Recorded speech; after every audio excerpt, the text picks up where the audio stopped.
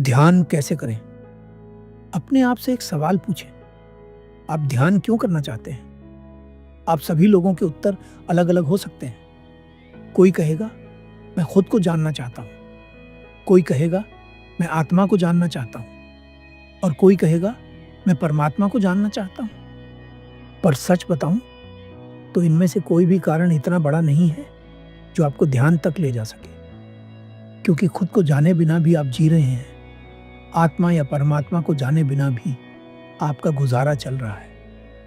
तो फिर क्या जरूरत है ध्यान करने की? हम अपने जीवन में जो भी करते हैं, उसके पीछे कुछ ना कुछ कारण होता है। अभी भी आप मुझे सुन रहे हैं, इसके पीछे भी एक कारण है। तो फिर ध्यान करने के पीछे भी एक बड़ा कारण होना चाहिए। गौतम बुद्ध एक राजा के बेटे थे। उन्होंने सारा राजपाट छोड़ ध्यान करना क्यों चुना? क्योंकि वे जीवन को जी ही नहीं पा रहे थे, और इससे बड़ा कोई कारण हो नहीं सकता। अब आप पूछ सकते हैं कि हम अपने जीवन में ध्यान करने के लिए कोई बड़ा कारण कैसे लाएं? इसका उत्तर है, कारण बनावटी नहीं हो सकता। क्योंकि अपने जीवन में कारण लाना अभी इस क्षण में आपके हाथ में नहीं है। आप चाहकर कोई बड़ा कारण पैदा नहीं कर सकते। ये तो समय और आपके जीवन के अनुभवों के हाथ में है।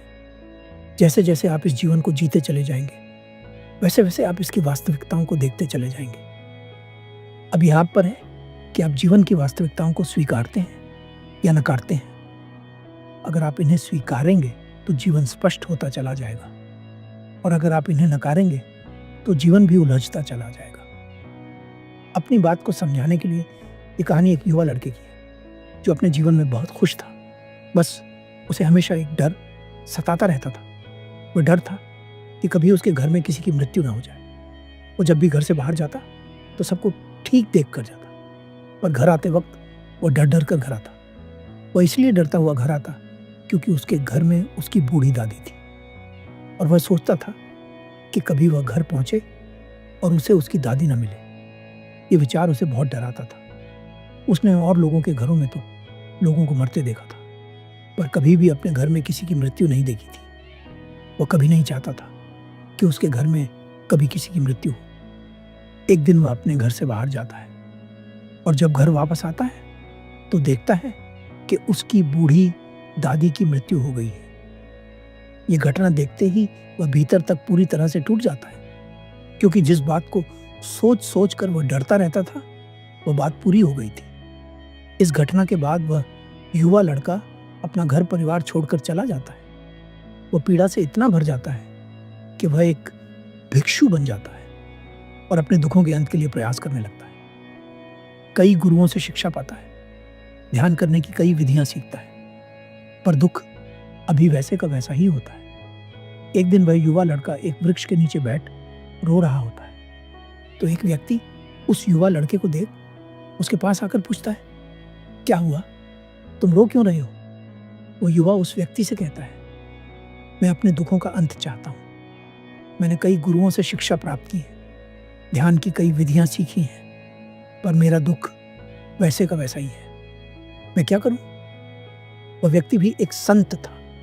वह संत उस युवा व्यक्ति से कहता है, तुम्हारे दुखों का अंत है, पर उसके लिए तुम्हें अपने मैं को खत्म करना होगा। वो युवा व्यक्ति संत से पूछता है, इस मैं को कैसे खत्म किया जाता है?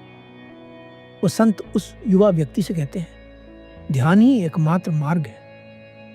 वो युवा व्यक्ति संत से कहता है, कृपा कर मुझे ध्यान करने की सबसे आसान विधि बताएं। मैंने कई बार ध्यान करने का प्रयास किया है, पर मैं ध्यान कर ही नहीं पाता।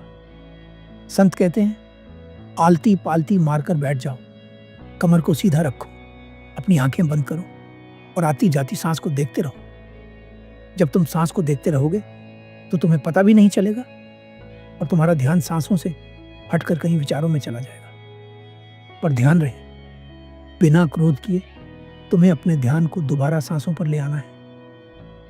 वो युवा व्यक्ति संत की बात सुन संत से कहता है, मुनिवर, ध्यान के दौरान हमें अपनी सांसों पर ध्यान क्यों केंद्रित करना चाहिए? उस युवा व्यक्ति की बात सुन संत कहते हैं, सांसें कोई विचार नहीं जो बदलती रहे। ये तो हमारे जीवन का आधार है, इसलिए तुम अपना पूरा ध्यान सांसों पर लगाना। ध्यान के दौरान बाहर का कोई भी व्यक्ति तुम्हारे लिए बाधा नहीं बन सकता, इसलिए लोगों पर व्यर्थ क्रोध करने की कोई आवश्यकता नहीं है। यदि कोई बाधा उत्पन्न होगी तो वह तुम्हारे मन के द्वारा ही होगी, इसलिए तुम्हें हमेशा इसके प्रति सजग रहना है। तुम्हें बिना चिंता किए प्रतिदिन ध्यान करना है, चाहे तुम्हें कोई अनुभव हो या ना हो। जब तुम लगातार ध्यान करने लगोगे तो तुम्हें अलग अलग तरह के अनुभव होने शुरू हो जाएंगे। उन अनुभवों में तुम्हें रस आने लगेगा। उन सभी अनुभवों को पकड़ने की बजाय तुम्हें केवल अपनी सांसों पर ध्यान देना है। वह युवा व्यक्ति पूछता है, उसके बाद क्या होगा मुनिवर? वे संत कहते हैं, उसके बाद जो होगा उसे शब्दों में मैं बता सकूं, इतना मुझ में सामर्थ्य नहीं है।